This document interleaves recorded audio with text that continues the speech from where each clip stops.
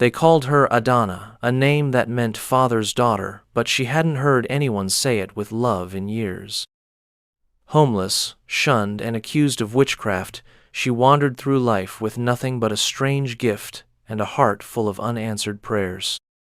When her path crosses with Chief Olu, a billionaire crushed beneath his daughter's incurable condition, a miracle neither of them expected begins to unfold.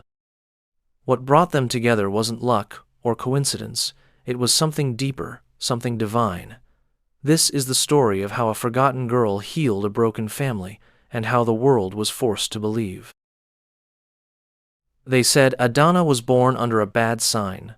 Her mother died the night she was born, and the villagers whispered that something about the child was unnatural. Chickens would scatter when she passed. Sick goats would rise when she touched them. She never spoke much, but when she did, people listened, and that frightened them even more. Her stepmother, Mama Ifeoma, swore that Adana brought nothing but misfortune. That girl sees things she's not meant to see, she'd hiss whenever Adana stared too long at the sky or murmured strange prayers under her breath. At first, the neighbors pitied the child, but when crops failed and children fell ill, suspicion turned into fear. Soon, even the market women crossed themselves when she came near. One rainy night, after a baby in the village died suddenly, Mama Ifeoma dragged Adana out of the hut by her hair and threw her into the mud. "Go," she screamed. "Go before you bring death to us all." Adana didn't cry. She looked up at the sky, whispered something no one could hear, and walked barefoot down the winding path, with only the clothes on her back and the sound of thunder rolling over the hills. She was 12, and she had no home, no food, and no one, but something in her heart told her she was not lost, only being led. Chief Olu was a man who owned everything but couldn't fix the one thing that mattered. From oil blocks to skyscrapers, his name meant power. His face was on magazine covers, his signature on billion-naira deals, but behind the guarded gates of his estate, he was just a father watching his daughter waste away. Zuri was 10 years old, bright-eyed, full of questions, and paralyzed from the waist down. The doctors couldn't explain it. All her scans came back normal, every blood test spotless. Psychosomatic, they said. Neurological misfire, another guessed. But Chief Olu had heard enough guesses. He spent fortunes flying her to clinics in Dubai, London, even India. Nothing changed.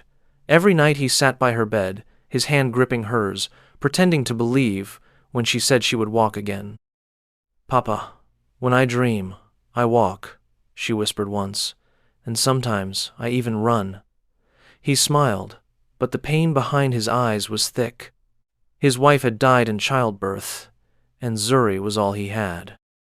No matter how many staff filled the house, no matter how loud the parties or grand the gestures, the silence in her room was louder, and slowly it was breaking him. Then, one evening, as he stared out at the garden he never walked through, he felt it, something unshakable, a whisper in his chest. Something was coming, or someone. And when it did, nothing would ever be the same. Adana had wandered from village to village for months, surviving on kindness and scraps. She slept under trees, listened to the wind, and watched the stars like they were maps. One night, as she huddled near a dying fire, her eyes fluttered shut, and she saw something strange. A man in a dark blue suit, pacing under tall glass windows. A little girl in a wheelchair, her hair tied in ribbons, looking up with tired eyes. And her own voice, clear, steady, saying words she didn't understand. "What you need is already growing behind your home." She woke with her heart pounding, and those words burned into her mind. It wasn't just a dream, it felt like something was being shown to her. She had seen dreams before that came true. When her neighbor's son fell ill, she had dreamt of the herbs that would heal him. When a pregnant goat went missing, she saw the place where it lay trapped. This was no different, only bigger. The man's face stayed with her, haunting her steps, and so she walked. From dusty roads to busy highways, sleeping near markets and riding in the backs of pickup trucks, she followed the pull in her chest. Each step whispered, "Closer." She didn't know his name, where he lived, or how a girl like her could change anything in a world that had thrown her away.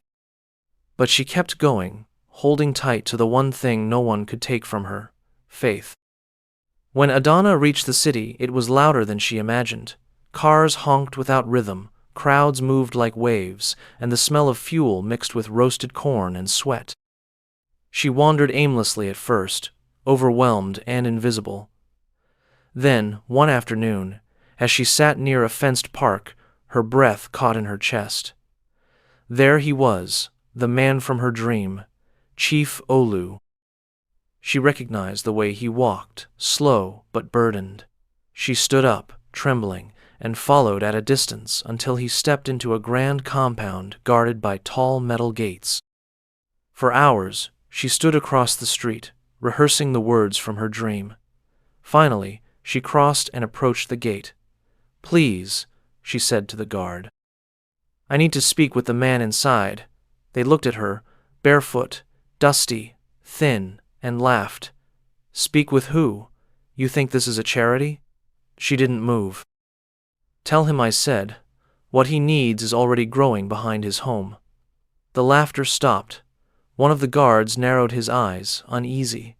Minutes later, Chief Olu came out himself, curious. When he saw her, something shifted in his face: recognition, disbelief, maybe even fear. "Who are you?" he asked. Adana looked up and said quietly, "You called and I came." He didn't understand it, but something in her voice rooted him in place.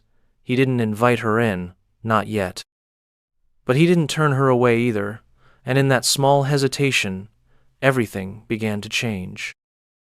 Chief Olu didn't believe in miracles, not anymore, but that night, after Adana was given bread and a mat to sleep in the staff quarters, he sat awake, replaying her words. "What you need is already growing behind your home." He thought of the overgrown garden he hadn't stepped into since Zuri stopped laughing. The next morning he took her there, walking behind her as she moved slowly across the soft earth. His staff whispered behind curtained windows, uneasy. "She's a child," the cook muttered. She might be mad, but Adana ignored them all. Her eyes scanned the soil, the shadows beneath banana leaves, the corners where weeds tangled like secrets. Then she stopped. She knelt beside a wild-looking plant with thick green stems and red-tipped leaves. "This one," she said, brushing the soil gently. The gardener frowned. "That's been here for years.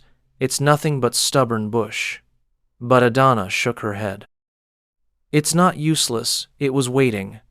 She described how it must be prepared, not just boiled, but mixed with a bitter root and heated slowly with palm ash.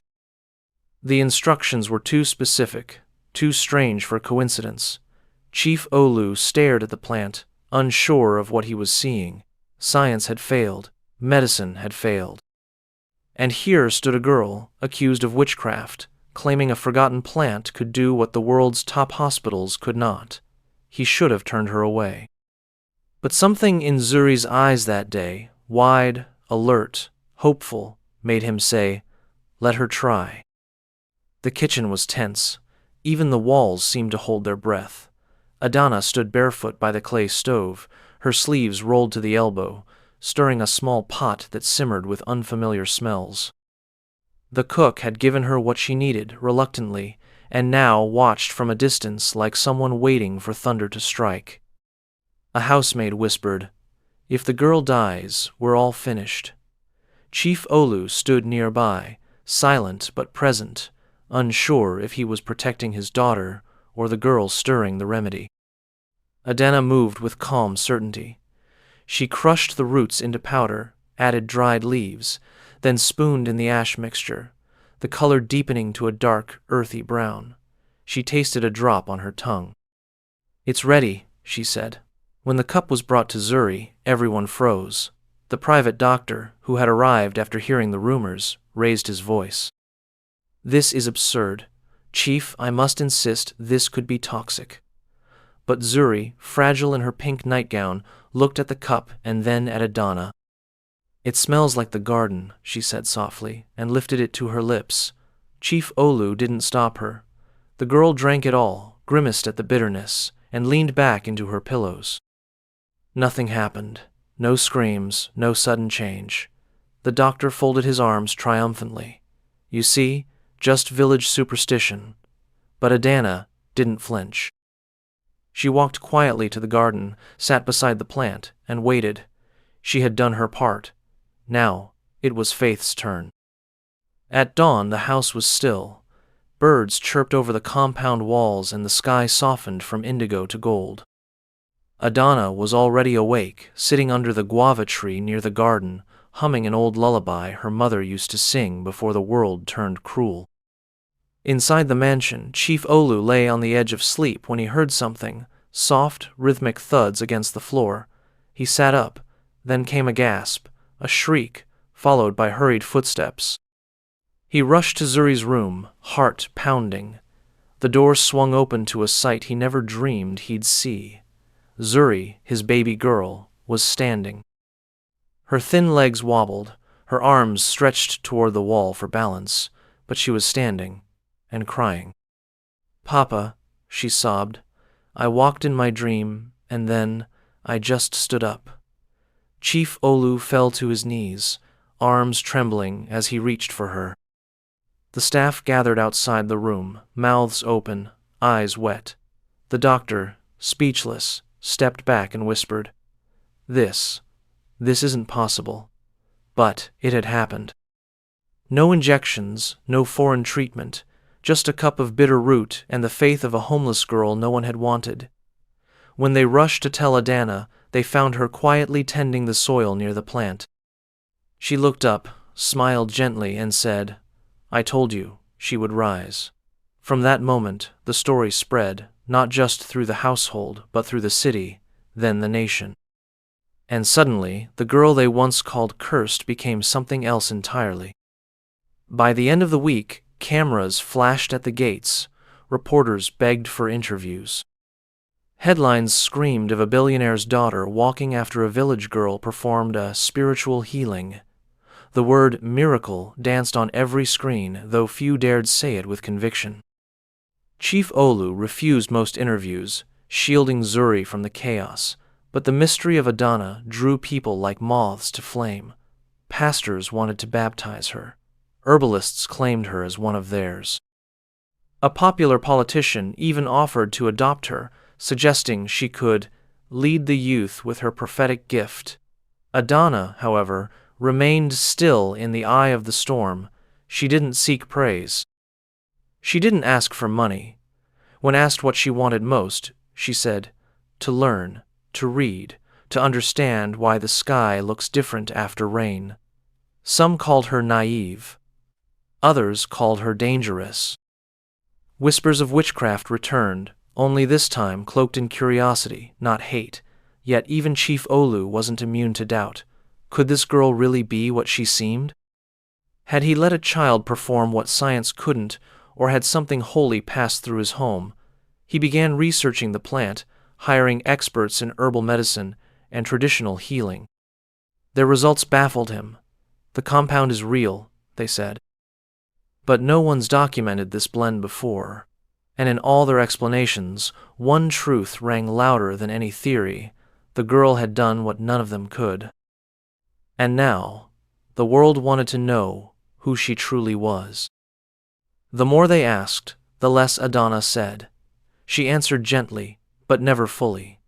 She didn't explain how she knew about the plant, or why the dream had led her to that very house. When asked about her past, she only said, "I had to leave to be found." Chief Olu watched her with a quiet unease, torn between admiration and something harder to name. He had once trusted only logic and influence, yet now the miracle in his home was unraveling everything he believed. One evening, after Zuri had gone to sleep, he sat with Adana in the garden. The air smelled of lemongrass and wet earth. "Who taught you these things?" he asked. "No one," she said. "They were given." He pressed further, asked about her family, her village, the years before they met. She paused, then finally shared. How her mother had died at her birth, how the people feared her when animals recovered and crops sprouted after she passed through their fields. How she had been thrown out, accused of darkness when all she ever offered was light. Her voice never shook, but her eyes did. And in that moment, Chief Olu saw it, the immense weight she carried in silence. She hadn't come for fame, she hadn't come to be saved, she had come because she had been sent. Not by force, but by a purpose she still didn't fully understand. And as the garden rustled in the night breeze, he realized this girl had never been the one who was lost. They had been. Zuri walked now, not perfectly, not without wobble, but with the fierce determination of a child who'd once only dreamed of movement. She followed Adana everywhere, into the garden, around the halls, even to the servant quarters where Adana still chose to sleep, despite being offered a room inside the main house. "She's like my sister," Zuri would say, holding her hand proudly. But Chief Olu knew it was more than that. Adana had become a quiet anchor, not only to his daughter, but to his own fractured soul. He watched the way she moved, modest, humble, never asking for attention. The same girl the world had cast aside had become the very center of his home. And one afternoon, standing at the edge of the garden that had changed everything, Chief Olu made a decision. "You've never had a place," he said. "Let this be yours, let us be yours." He didn't offer it out of charity. He offered it out of recognition that family isn't always blood, and that some daughters arrive not through birth, but through divine appointment. Adana's eyes welled up, but she said nothing. She simply nodded, as if she had known it would happen all along. The staff began calling her Miss Adana. The media stories faded, replaced by new noise. But inside the walls of that home, peace grew where doubt had once lived. And in a garden once forgotten, two daughters walked, one healed by love, the other redeemed by purpose.